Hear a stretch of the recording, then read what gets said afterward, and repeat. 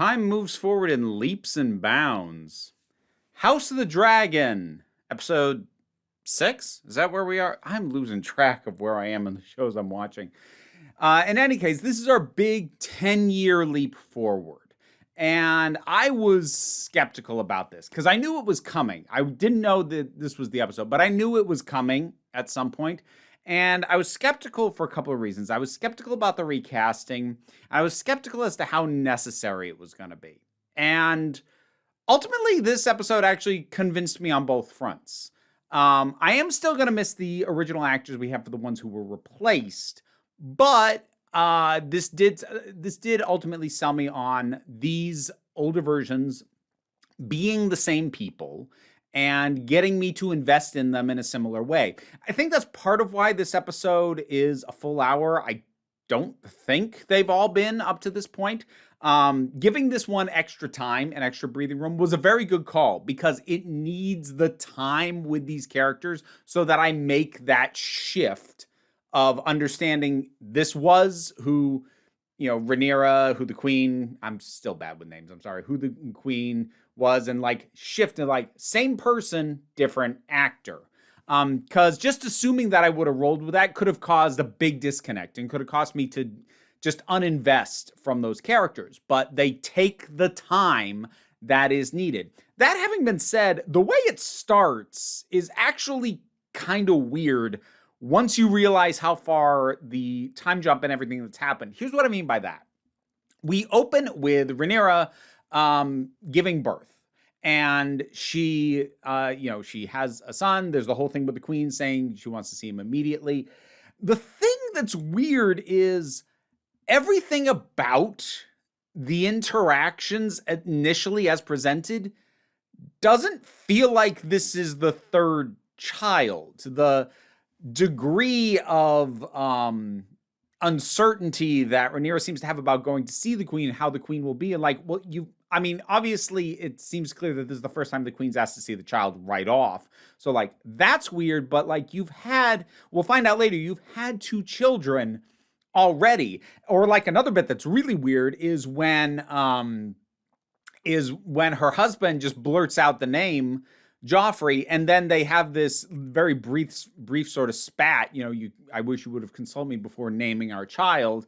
And he has this whole thing of, do I not get a say in any of this? But the thing is, it feels like, given that this is their third child, a detail I didn't get to name the others, or you didn't have a problem with me naming the others, or something should have been brought up in that conversation.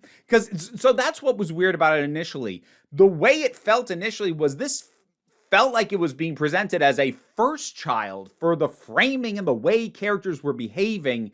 And some of it doesn't make a ton of sense once we establish that, no, this is third child. Some of it still makes sense. Like the queen asking to see the child right away is about confirming her suspicions about the child's lineage, which is suspicions she has about the other ones too. So that bit still makes sense. But some of the other interactions are weird and strange. Especially how excited they are for a boy. I'm having more than one boy honestly can cause problems and could cause a succession crisis if one of the younger ones gets ambitious. So the idea that there's all this excitement that it's a boy, declaring that right off, and all this sort of, I don't know.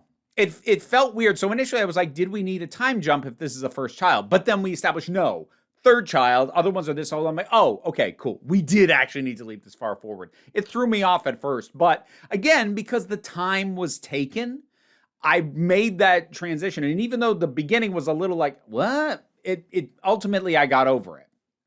And even the fact that really only the king has noticeably aged, and that's just because they need to make him look as sickly as possible at this point. I do kind of wish they put a little more work into them, making the other characters look a little bit older, whereas everybody basically looks the same except these 3 characters now are clearly played by older actors. But all that having been said, the performances do a lot to sell what's going on. Sir Kristen can go to absolute hell, that guy. And I don't mean it's a bad, again, this doesn't mean he's a bad character. He's a good character who I currently hate. And I think I'm supposed to. even if I'm not, I'm enjoying hating him because the way in which he really makes me want him to have a not pleasant end is in a way that feels true not only to Westeros, but to, butthurt boy toys in general. You know, he wanted more than she was prepared to give. And rather than cherish what he had, he now has it out for her. What a freaking baby. So the kids, the various young princes, I mean, they're fine. I mean, as far as establishing the dynamics and everything going on, that worked pretty well. I really feel bad for Viserys. Like, I'm not gonna say he's a good king. He's not particularly. He's not very strong-willed. He's a bit too susceptible to influence. That having been said, he has done a pretty good job of keeping, for the most part, people around him who are going to give him good advice more often than not. But I do feel bad for him because, like, he just wants to be around his grandkids. He just wants everyone to get along, and that's just never going to be the case. That's just never going to be Westeros. So I do genuinely just kind of feel bad for the guy at this point. So we get a little bit of time with Daemon and his wife before she passes away, which I don't love because I actually was quite enjoying her as a character.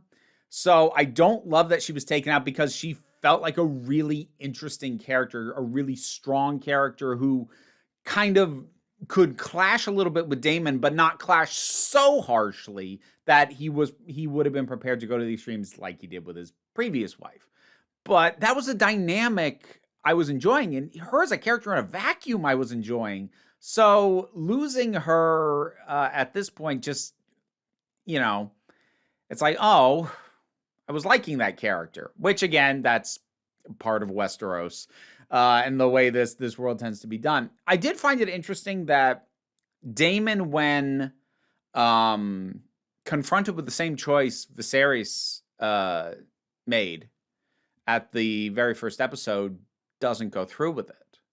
Because, and like when I say the same choice, I mean almost identical, because this is potentially the son that Daemon doesn't currently have and maybe needs, maybe wants, but he won't take that step.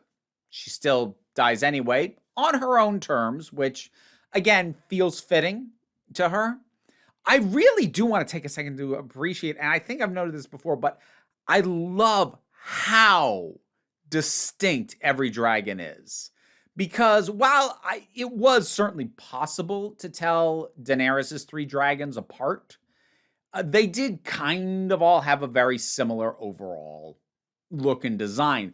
I love how distinctly different each of these dragons is, that you can look at them and immediately like, oh, that's this person's dragon, that's that person's dragon. And just sort of expanding out that they're not just the one thing we saw in the previous show. Like, they are many, many different things.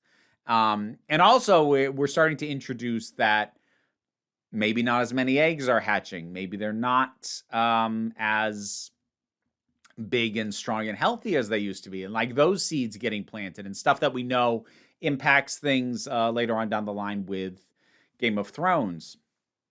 Other than that, it was just solid because, again, it took the time.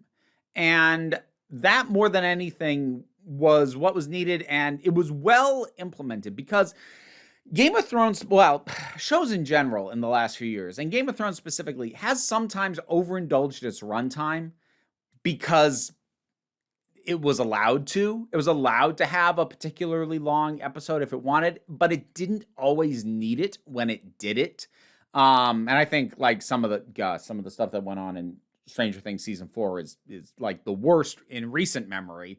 But I appreciate this one because yes, this genuinely needed a little bit more time to really settle us into where things are. And this was also a case in which the time jump felt justified in that enough things had changed, if only for the ways in which these characters having children affects not only the immediate character dynamics, but the global or continent-wide, I suppose, political situation just by existing. As the queen herself points out to her oldest son, he is a challenge to the throne simply by existing. The fact that these kids are even exist at all, regardless of what they're like, they change the shape of the situation. And so that is a big enough change that it feels like it feels like a good logical progression from where we were, but it also justifies the length of time that we've taken, because what can sometimes happen in a time jump is it feels like very little actually happened. I think I kind of complained about that with one of the earlier time jumps, where it didn't feel completely necessary to jump as far as they did, especially for how little had changed. Here, like, some rather significant things have changed. Some things are the same. Some things have come back to be issues again. But enough things changed that, like, this is a time jump that actually does work pretty well. And it was something that I was skeptical of. I wasn't sure it was going to work. I wasn't sure if it was going to hurt my engagement with this particular thing. But no, it doesn't. Oh, the one other thing I want to mention, I don't know if I've ever figured out his name, but the guy with the cane, who is kind of become a little bit of a sort of advisor to the queen, going off and doing his own thing, and so I really liked her realizing what it was he arranged for. And I also liked the way he arranged for it. Basically, getting some guys out of jail who were sentenced to death, cutting out their tongues and being like, this is what you can do instead of dying. And they'll never be able to tell anyone. One also presumes they're illiterate. They'll never be able to tell anyone what they've been doing, but they get to live and do horrible, horrible things. And what I appreciated about the queen's reaction was she definitely understood the political realities of the situation she was in. And she also understood some things that would make her life easier, if some people weren't around. I'm not sure she ever would have thought of it as, if this person was dead, my life would be easier. But certainly she has an understanding of, if this person was not around, things would be easier for me. But she was not prepared for someone to make that a reality and say that they were doing it for her.